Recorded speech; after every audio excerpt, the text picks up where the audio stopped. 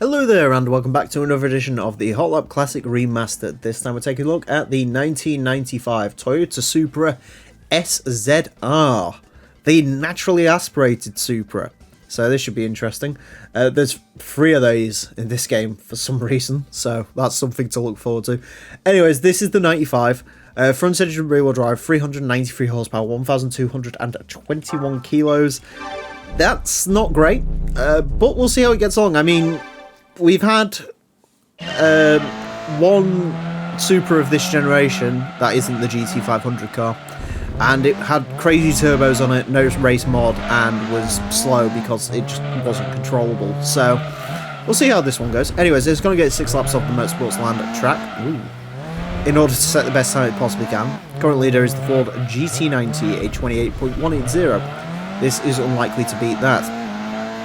Where will this go? Well, where's the Fair Lady? We had a, naturally aspirated Fair Lady, 30.962. Statistically, these two aren't too far off. I think in terms of weight, this actually has the advantage. In terms of power, I think that's 6 more horsepower. So, it'll be interesting to see how these two compare. I will say, straight off the bat, this is slidey.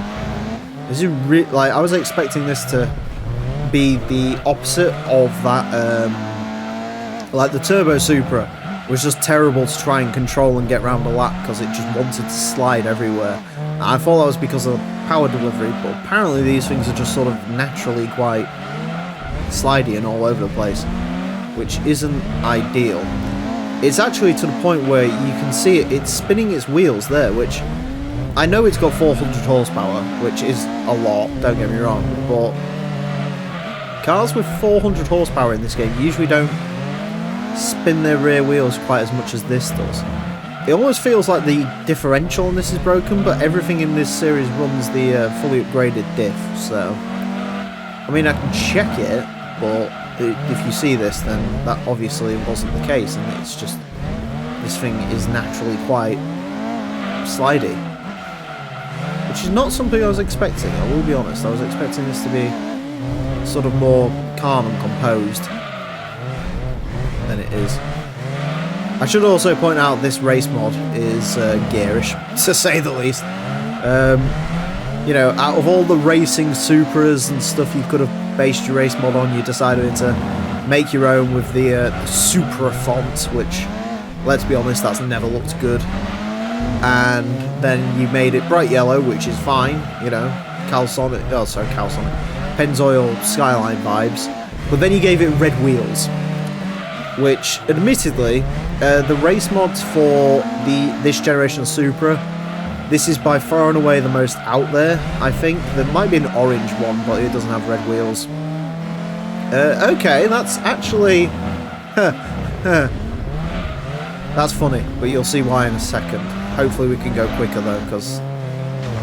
Ah, no. This is going to result in a tie. I hate ties.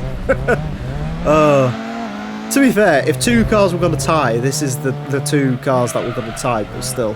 I hate ties.